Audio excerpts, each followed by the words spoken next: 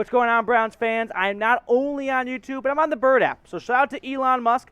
Follow me on Twitter, at MatthewPD. I'll follow you back that way. Add me to your Browns Twitter circles, your Browns Twitter news feed, because let's face it, Browns Twitter is the best Twitter out there.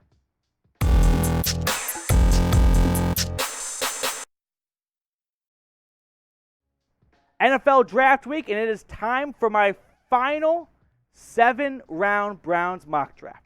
I probably just lied because I'm going to get the itch to do another mock draft later on, but for now, it's my last mock draft. Before we look at who I'm picking, let's set the scene a little bit. Let's remind everyone of what Cleveland is working with in the draft. They've got 7 picks altogether. The first time they select anyone, unless they make a trade, is the middle of that second round, pick number 12 in round 2, number 44 overall. They've got 2 third-round picks, thanks to Kwesi Adofo-Mensah being signed, or being hired, I should say, by the Minnesota Vikings as a comp pick. Round 4, round 6, and then 2 round 7 picks. So, what are my biggest needs for the Browns? It changes because it's very dependent on what they do in free agency, although that's kind of wrapping up at least pre-draft free agency. As of right now, I'm going wide receiver 1. I flip-flop back and forth. I'm human. I'm guilty. Sue me. But I like the idea of giving Deshaun Watson a nice long-term wide receiver because Amari Cooper, he's got a very friendly team out after one season. I hope he's not here for just 1 year, but if he is and all it took was a 5th-round pick, wouldn't be the worst thing in the world. Defensive end, defensive tackle. I don't think Barry values that D-tackle spot as much as maybe people would like him to. You know, he rolled the dice on Malik McDowell, Malik Jackson last season, and it worked out pretty well. You got Togiai, 4th-round pick last year out of Ohio State. You signed Taven Bryan from the Jags in the offseason, so maybe he's content with rolling with some lesser names and some cheaper options. Tight end I put on the list because Njoku's on a 1-year contract with that franchise tag. So I'm guessing Barry's going to want to think a little bit more long-term at the tight end position. And then offensive tackle. Let's face it, Jedrick Wills hasn't been healthy one season start to finish ever. And it's young, but still, that's got to be a tiny bit of concern. And then at the right tackle spot, you got Jack, who's always banged up and coming off, well, not always banged up, but he's coming off that knee injury last year. Conklin, I couldn't remember his last name for a second. Jack Conklin coming off that torn patella injury in his knee, if I'm getting that right. So there's just not a lot of stability right now at the tackle position. We have a trade, though. Before we show any first-round picks or any picks at all, we made a Baker Mayfield trade. That's right. To start this mock draft off, I traded Baker Mayfield away, called Matt Rule and the Panthers, and got it done. Here's what the trade looks like. The Browns get a 4th-round pick and a future second because Carolina does not have a second this year. That belongs to the Jets after the Sam Darnold trade. The Carolina Panthers receive Baker Mayfield, a 6th, and a future 7th. So pretty much the Browns get a future second and a 4th. And Carolina gets 2 late picks and Baker Mayfield. You got to toss in an extra day 3 pick because GMs, that's music to their ears. Grade this trade for me. What would you give it? A, B, C, D, or F? Let me know what grade you would give this trade. If this was to be the trade that happened, how would you feel about that? Baker going for a future second, a 4th, and giving up this year's 6th-round pick and a future 7th rounder. All right, so let's get into what the mock draft unfolded like. When I was making the draft picks, we had a couple options to go through, a couple different ways. Unfortunately, these players were off the board when the Browns were picking. Jobe went to the Detroit Lions at number 34 overall. Pickens went to the Giants at 36. And Boye Mafe went to Houston at 37. So some of the bigger names I was hoping would fall to Cleveland in this mock draft weren't there. In fact, it wasn't a very sexy options list to pick from. Here's what we had to work with. Travis Jones, Nick Bonito, Drake Jackson, Jahan Dotson, and Christian Watson. So 2 wide receivers there, a nose tackle in Jones, and 2 edge rushers in Bonito and Jackson. Who did I pick? Jahan Dotson. We have not heard much about Dotson to the Browns, but this is a friendly reminder. That's very common in the NFL draft. Teams love to do smoke screens and have teams look one way when they're looking the other way. So Dotson and the Browns has not been murmured much, but you know what? Maybe that's the way Andrew Berry wants to keep it. Now, he's a little undersized at 5'11", 178. Love his combination of speed and strong hands. And I do wonder, is Berry just going to look at the board and go, I don't care if it's the third wide receiver on my list. I value that position more than the number one defensive tackle. In his career in Happy Valley, Jahan Dotson had a very good career. 183 receptions, nearly 3,000 yards, and 25 touchdowns. Really broke onto the scene this past season, and it kind of makes you wonder, is this just a trend for all Penn State wide receivers? Chris Godwin, Allen Robinson, bad quarterbacks in college, break out in the pros when they have professional quarterbacks. Who's your favorite wide receiver prospect, though? I would love to have picked Pickens there. Wasn't on the board. If he was, I would have picked George Pickens. Let me know who your favorite wide receiver prospect is down in the comment section below. I'll be checking it out just so I keep an eye on for them here as we get into the NFL draft. Moving on to the Browns' next pick. At number 78 overall, here's who I was looking at. Brian Asamoah, Matthew Butler, Neil Farrell Jr., Sam Williams, and Cameron Thomas. So after going wide receiver first, I thought, let's go defense second. Sam Williams is an interesting pick. 12.5 sacks last season. Not a lot to talk about him. But I went with Cameron Thomas, the more polished defensive end out of San Diego State. Longtime Aztec.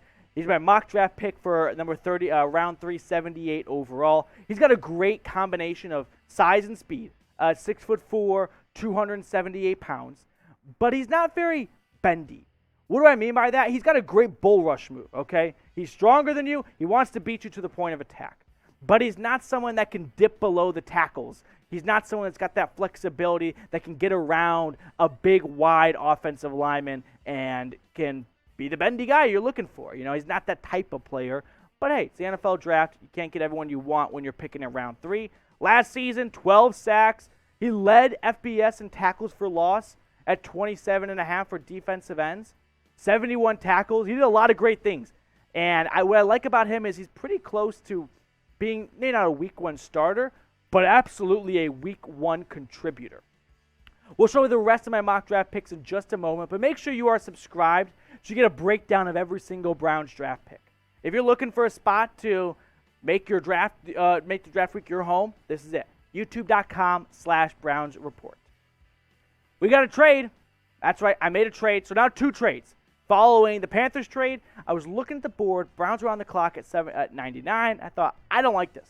I don't like anyone I'm looking at in the 3rd round here. I want to move back. I called the Falcons. They said, yeah, we'll move up. We'll take your pick. In exchange for swapping a 3rd and a 4th, we're going to send an additional 4th and an additional 6 your way. That way the Browns get some extra draft capital next year after losing some to the Houston Texans. So after moving back with Atlanta to 114, I take a guy who I think I could have gotten at 99, but why not move back and pick up some picks and get Matthew Butler in the process as well. My Tennessee Volunteer had 8.5 tackles for loss last season, 5 sacks. What I like about Butler a lot is he's got very good speed, extremely fast. Like, that's one of the things you look at him and you go, for how big you are, you shouldn't be that fast.